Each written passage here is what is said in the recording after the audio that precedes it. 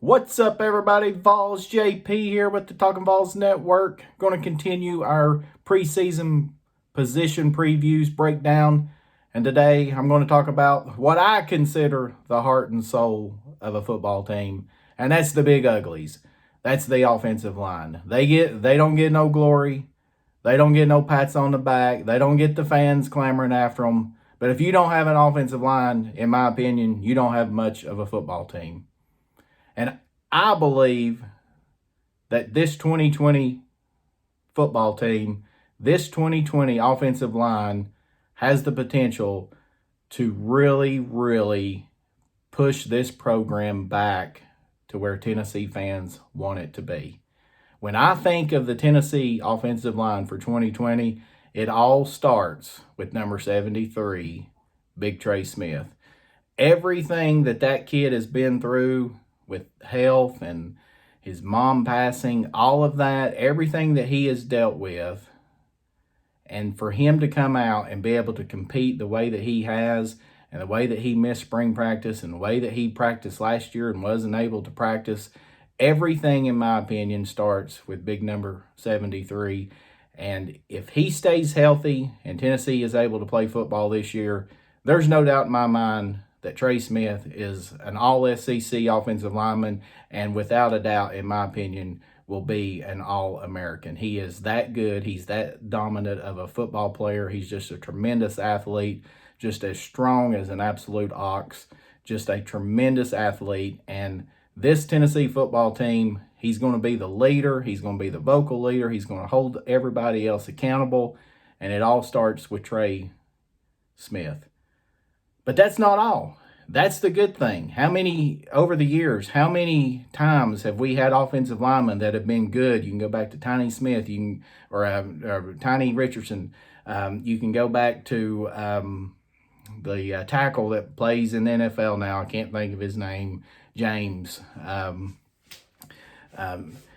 You go back over the past 10 to 12 years when Tennessee football has struggled, and you've got some offensive linemen that have done well, but we never could put the pieces together. And if you look at this offensive line now, and you bring in what Tennessee's brought in with Cade Mays, you've got Mays in. Of course, he has to become eligible, and that's another situation that is certainly going to be key with this. But if you bring Cade Mays in, you've got another potential all-SEC performer. You've got another potential first-round draft pick, the same way that Trey Smith is. You got two of those, and then you bring in the 6-year senior at center and Brandon Kennedy. I mean, you talk about starting the foundation of your offensive line from the interior. I mean, center and the two guards.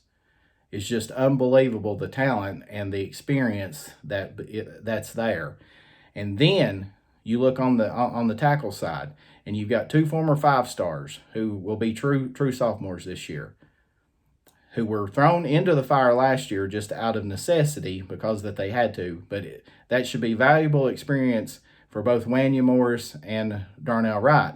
And it's not a given that those two kids are the starters, because Kayron Calvert came on last year, especially when Darnell Wright got hurt. And Kayron Calvert continued to improve. And if everybody remembers, when it came to the bowl game, it was Calvert that started. Yes, Darnell Wright was still injured, but and was still, wasn't 100% on that knee, on that ankle. But that should be a very interesting battle, one that will be very, very important. But whoever loses out that, and whoever, you talk about having a 6th man that can come off the bench and can probably play guard or tackle, that's huge. And if you look at the experience that this Tennessee offensive line has, there's 9 players that have started college football games this year. You've got the 6 that I've talked about, and then you've got the 3 backups, Riley Locklear, Jameer Johnson, and then Jerome Carbon. You've got those 3 that shouldn't start, but if they're needed to come in, whether somebody gets hurt or somebody's out for whatever reason, various reasons, then you've got there's actually depth, and that's what excites me about it, and that's what should excite Tennessee fans this year about this offensive line, is the depth that they've got and the potential that this football team has in improving on the offensive line. Last year, if you look at the numbers, I mean, they weren't great. I mean, they finished, I think it was 12th in the SEC as far as running. I think 140 some yards a game. They were certainly better in pass protection, although sometimes we'd question that when we see JG get lit up. But there's reasons for that. That's not necessarily the offensive line's fault. But when you look at that, you definitely, at least I do, I fully expect Tennessee's offensive line to be in the top 2-3 in the SEC in rushing and in pass blocking. I don't think that there's any reason at all that this offensive line should not be one of the most dominant offensive lines, not only in the SEC, but in the entire country. And that makes VAWLS JP extremely, extremely excited about the potential with this. Another great thing is the depth that Tennessee's got. Last year, Tennessee was able to redshirt Chris Appabrahini, I believe, and then the Jackson Lampley kid.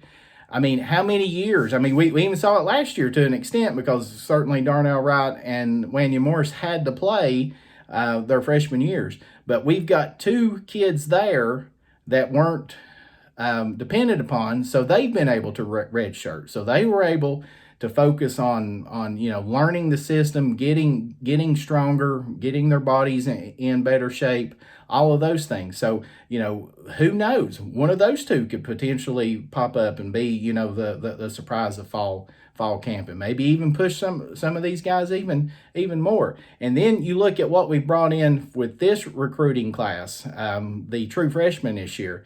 You've got Cade's brother, Cooper. You've got him. And then you've got the Spraggins kid out of St. Louis, I believe, who is just a mammoth of a kid. I think he's 6'3", 330 pounds or something like that. Of course, you would expect him certainly to be able to use a year in the weight room to redefine and his weight and so forth like that. And then you got the James Robinson kid out of Alabama who'll probably end up playing guard as well. But the luxury is we've got 9 players that have started college football games, and we shouldn't have to depend on these freshmen anymore. And that is the way that you build depth for the future. That's the way that you build an offensive line for the future. And that's how, that as a program, that you get better, especially in the SEC. It's a line of scrimmage league. Football is a line of scrimmage game. And if you cannot control the line of scrimmage, there's very, very few football games that you're going to win on a consistent basis. And I think any coach, anybody will argue that and say that that's absolutely true. You look over it, you look at the teams that dominate, and they have dominant offense and defensive lines. And Tennessee 2020 has the potential to be a dominant offensive line. It's there. It's there. The potential is there. They showed it last year. Yes, there is going to have to be improvements. But go back to the Mississippi State game. Game was on the line. Mississippi State had just scored. What was there, like 9 minutes to go in the game? I know I was. Probably most Tennessee fans was like, here we go. Here we go. We've led the entire game. We've done well. And then here we go. We've seen it too many times. We're going to lose a heartbreaker at the end. And we're all going to be ticked off for the entire weekend. And what did we do? We start out down there, I think, at the 10-yard line, and we go 90 yards, scoring the game-clinching touchdown with, I don't know, a minute and a half to go or whatever. Anyway, it clinched the football game. How many times in the past 10, 12 years have we seen this football team, Tennessee, go 3 and out or fumble or get maybe one first down and have to kick and end up losing the football game? We've seen it over and over and over and over. And that gives you excitement. Then, I think it was the very next week against Alabama.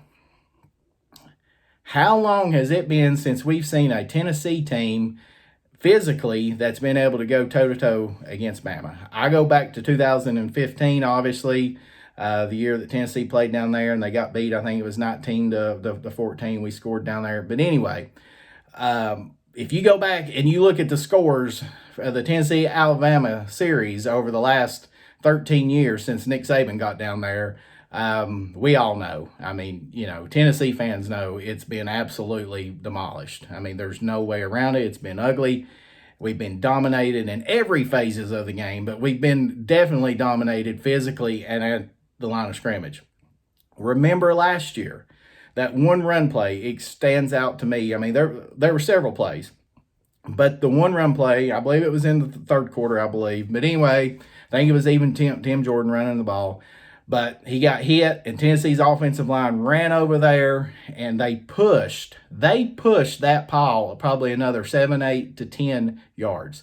You talk about exciting. That is what the potential of this Tennessee football team has. That's what this offensive line has. And I'm just going to throw it out there. I mean, this is VAWLS JP. He's doing this position preview, so I'm going to throw it out there right now. And I'm going to say, Cade Mays eligible for 2020.